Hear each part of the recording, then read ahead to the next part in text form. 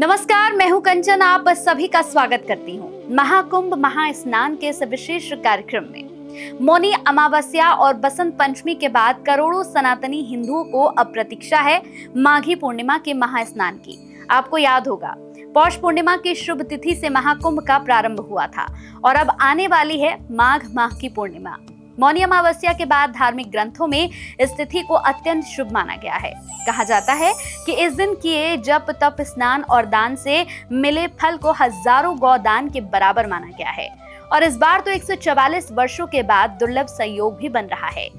इस दिन चंद्रमा अपनी स्वराशि कर्क में प्रवेश करते हैं, यानी ज्योतिष आचार्यों की भाषा में समझे तो इस समय चंद्रमा सबसे मजबूत स्थिति में होते हैं। लेकिन इन सब का हमारे जीवन पर क्या प्रभाव पड़ता है? सनातन धर्म के लिए माघी पूर्णिमा के दिन संगम स्नान का क्या महत्व है, आइए विस्तार से जानते हैं। धार्मिक ग्रंथों में माघी पूर्णिमा स्नान का बड़ा महत्व है।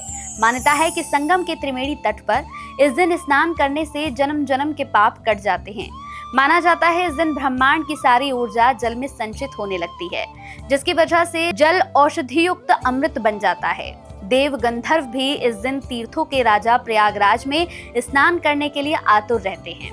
कहते हैं इस दिन स्वयं भगवान विष्णु गंगा के जल में निवास करते हैं। ज्योतिष आचार्यों के अनुसार माघी पूर्णिमा की तिथि यहाँ पर पूर्ण तत्व की तिथि है।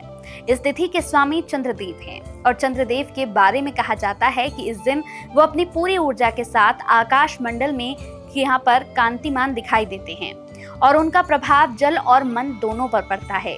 ज्योतिष कहते हैं इस तिथि पर सूर्य और चंद्रमा समसप्तम, यानी सूर्य और चंद्रमा आमने सामने होते हैं।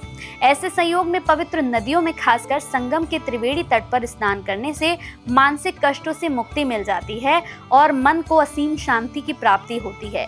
चंद्रमा मन और सुख के कारक हैं। ज्योतिष विद्वान के अनुसार जीवन में सफलता के लिए मन और चित्त का स्थिर होना बहुत जरूरी है।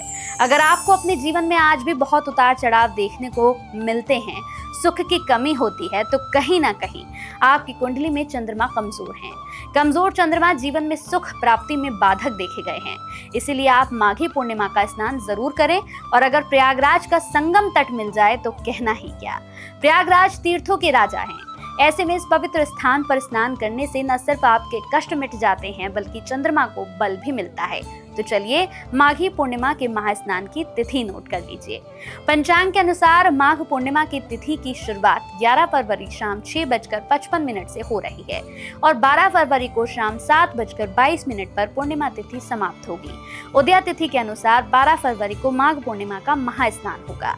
इस दिन ब्रह्म मुहूर्त प्रातः 5:19 से 6:10 तक रहने वाला है और अमृतकाल शाम 5:55 से रात 7:35 तक रहने वाला है।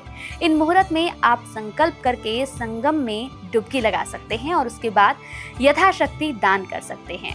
ज्योतिष शास्त्र के अनुसार संगम के त्रिवेणी पर स्नान के बाद आप किसी निर्धन को फल, सफेद मिठाई, दूध जैसी वस्तुओं का दान कर सकते हैं।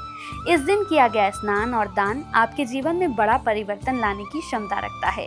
माघी पूर्णिमा की तिथि का स्नान परलोक में आपके पितरों की भी शांति करवाता है, उन्हें सद्गति देता है। पितृदोष से परेशान हैं या किसी भी ग्रह दोष से, पूर्णिमा का महास्नान आपको सकारात्मक ऊर्जा का दान देता है। इसलिए माघी पूर्णिमा का महास्नान अवश्य करें।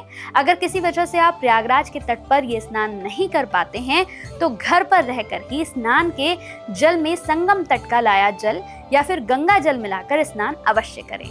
मुहूर्त का ध्यान अवश्य रखें। सनातन धर्म में आस्था रखने वालों में अपने धर्म और संस्कृति के प्रति जागृति आ रही है। युवा भी तिथियों और पंचांग के महत्व को समझने लगे हैं।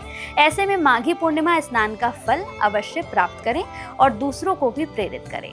आपको आज का वीडियो कैसा लगा कमेंट में अवश्य बताएं। वीडियो पसंद आया हो तो इसे अपने तक सीमित ना रखें। सनातन धर्म की खूबसूरती को जन जन तक पहुंचाएं। मुझे दीजिए आज्ञा। नमस्कार।